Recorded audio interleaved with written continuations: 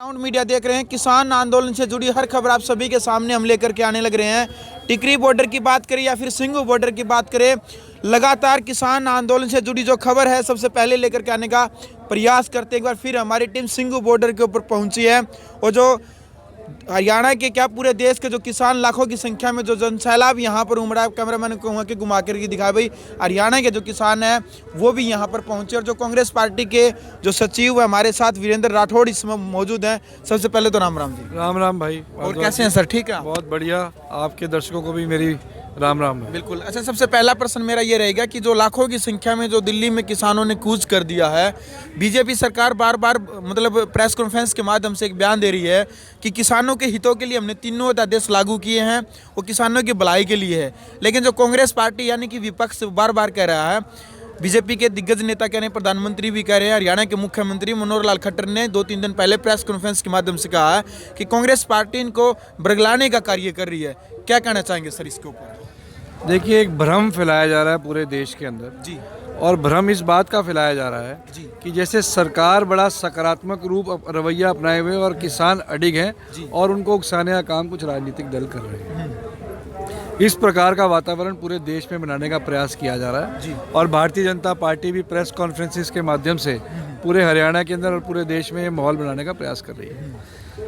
3 कानून और एक अध्यादेश जो अमेंडमेंट एक पिछले कानून के अंदर की है एसेंशियल कमोडिटी एक्ट में, तीनों के तीनों जो ये कानून है ये ना केवल देश के आम जनता के हितों के खिलाफ हैं और कहीं ना कहीं किसान द्रोही तो ये कानून निश्चित रूप से हैं ही। सबसे छोटी सी बात हमें समझनी चाहिए कि आज तक आज़ादी के बाद से ये देश जमाखोरी और काला बाजारी के खिलाफ लड़ता रहा है। बिल्कुल। और समय समय पर सख्त कानूनों का निर्माण हमारे देश में किया गया, जिसकी वजह से काला बाजारी और मुनाफाखोरी जैसे बड़े अपराधों के ऊपर रोक लगाने का काम पिछले 60-70 सालों में किया गया। ये पहली सरकार ऐसी देखी है जिसने काला बाजारी और जमाखोरी से लड़ने वाले कानून को ही पूर्ण रूप से समाप्त करके और ये ऐलान कर दिया कि बड़े बड़े कॉरपोरेट हाउसेस जितना चाहें उतना स्टॉक कर सकते हैं। तो मैं समझता हूँ कि ये एक उदाहरण भारतीय जनता पार्टी ने पेश किया है कि जहाँ दुनिया के तमाम देश जमाखोरी के खिलाफ लड़ते हैं, इन्होंने जमाखोरी करने के ही रास्ते पूंजीपतियों के लिए खोल दिए एसेंशियल कमोडिटीज एक्ट को अमेंड करने के बाद। इससे सबसे बड़ा नुकसान ये होगा कि ना केवल सस्ते दामों में हमारे देश के किसान का अनाज लुटेगा,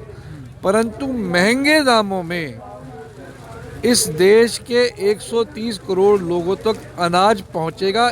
इस काम को सुलभ करने का रास्ता भारतीय जनता पार्टी ने खोलने का काम किया है। तो मैं समझता हूं कि आज जो तमाम देश के किसान लाखों की संख्या में पिछले 25 दिनों से कड़कड़ाती ठंड के अंदर, और लगभग 23 हमारे किसान शहीद भी हो चुके हैं जिन्होंने शहादत भी दे दी है, तो वो अपने हितों के लिए नहीं, देश की जनता को आने वाले खतरनाक समय से बचाने के लिए मैं समझता हूँ किसान लड़ाई लड़ रहे हैं। और किसान धरती पुत्र हैं, वो धरती के सीने को चीर करके इस पूरे देश और विदेशों के भी पेट को भरने का काम करता है। वो जानता है कि उसका हित किस चीज़ में और अहित किस चीज़ में है, क्योंकि धरती से जुड़े हुए हैं, ज़मीन से जुड़े हुए लोग हैं। तो ये कहना कि किसान को कोई बरगला देगा, मैं समझता हूँ इस देश में संभव नहीं है। हमारे देश का किसान इतना जागरूक है कि वो हित और अहित के बीच में अंतर बहुत अच्छी तरीके से समझता है। हाँ, जो लोग समझ नहीं रहे वो इसलिए नहीं समझ पा रहे कि उन्होंने ना कभी खेत देखी ना खेत की डोर देखी। तो हरियाणा का मुख्यमंत्री मनोहर लाल खट्टर जी, जो मैं समझता हूँ कि सबसे बेतजुर्बेकार मुख्यमंत्री अगर हरियाणा में कोई है तो वो माननीय मनोहर लाल खट्टर जी हैं, और देश के प्रधानमंत्री माननीय मोदी जी। इन दोनों लोगों ने ना तो कभी खेत देखी है, ना कभी हल देखा, ना इन्हें खेती के बारे में पता, ना इन्हें ये पता कि खेती के बाद उपज जो होती है वो किस प्रकार से पूरे देश के अंदर बिकने का काम होता। ये अंधेर नगरी चौपट राजा वाली स्थिति है। देश के ऊपर अपनी सोच को थोपना ये प्रजातांत्रिक मूल्यों के अंदर नहीं आता। ये कहीं ना कहीं देश को प्रजातंत्र से किसी और दूसरी दिशा के अंदर ले जाने के कदम भारतीय जनता पार्टी के चल रहे हैं। सर, बड़े बड़े जो गोदी मीडिया यहाँ पर बहिष्कार किया गया किसानों के द्वारा, लेकिन फिर भी षड्यंत्र के तहत कभी किसानों को खालिस्तानी बताया जा रहा है, तो कभी मतलब पाकिस्तान जैसे, चीन जैसे देश से डोनेशन यहाँ पर बोला जा रहा है, किसानों का यहाँ पर मिल रहा है। भारत सरकार केवल और केवल मुलाकात किसान नेताओं के साथ करी, लेकिन कोई समाधान नहीं निकल रहा। क्या लगता है किसानों का ये संघर्ष है? किसान इतनी कड़ाके की सर्दी में भी यहाँ पर बैठे हैं, क्या लगता है ये जीत जाएंगे? ये सब लोग जो यहाँ किसानों के बच्चे और हमारे बुजुर्ग किसान यहाँ बैठे हैं, ये कैसे आतंकवादी हो सकते हैं? अगर ये आतंकवादी है तो हम सब आतंकवादी हैं। लेकिन सरकार तो षड्यंत्र के तहत दिखाने का कार्य करी है बड़ी मीडिया के। देखिए, सरकार को शर्म आनी चाहिए जी। मैं समझता हूँ देश की जनता से और किसानों से माफ़ी मांगनी चाहिए। जहाँ एक और हम सब किसानों के परिवार के लोग देश की रक्षा की सीमाएं पे रक्षा कर रहे हैं, जवान हैं फौज के अंदर, पैरामिलिट्री फोर्सेस के अंदर, वो दिन रात शहादत देने का काम कर रहे हैं, और देश का किसान देश की जनता का पेट भरने का काम कर रहा है। इस प्रकार के शब्दों का प्रयोग करके वो ना केवल देश की जनता का अपमान है, किसानों का अपमान है, मैं तो ये कहूँगा कि देशद्रोही तो वो लोग हैं जो इन्हें टेररिस्ट और आतंकवादी जैसे शब्दों का प्रयोग कर रहे हैं। तो इन्हें शर्म आनी चाहिए। इस प्रकार की शब्दावली का प्रयोग इस प्रजातांत्रिक देश के अंदर यही दिन देखने रह गए थे भारतीय जनता पार्टी के राज में। अब ये दिन देखने थे कि देश की रक्षा करने वाले जवान, उसका परिवार, आज भारतीय जनता पार्टी आतंकवादी कहती है। इससे ज़्यादा और शर्मनाक बात क्या हो सकती है? डूब के मर जाना चाहिए। बिल्कुल सर, कल एक किसान ने मतलब शहादत दी है, खुद को गोली मार करके। उन्होंने कहा, उन्होंने एक लेटर लिखा था आत्महत्या करने से पहले। उन्होंने लिखा था कि मेरे से जो किसानों का दर्द है वो सहन नहीं होता, इसलिए उन्होंने शहादत दे दी है। क्या कहना चाहेंगे, क्या इस प्रकार के तरीके से सरकार मान जाएगी, या तरीका सही है या फिर गलत है?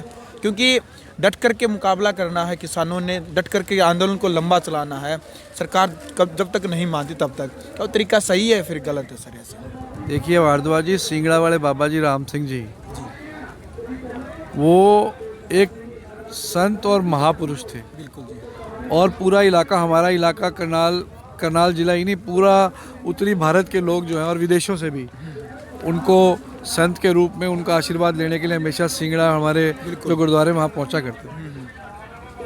उस महान आत्मा ने कल जिस प्रकार से लिखित रूप में लिखकर अपनी शहादत दी है, मैं समझता हूँ सरकार की आंखें खुल जानी चाहिए। सरकार को अब इसकी गंभीरता समझनी चाहिए कि अगर सरकार अपने अडिग रवैये पर अड़ी रही तो निश्चित रूप से हमारे जो किसान हैं वो हिलने वाले नहीं हैं यहाँ से।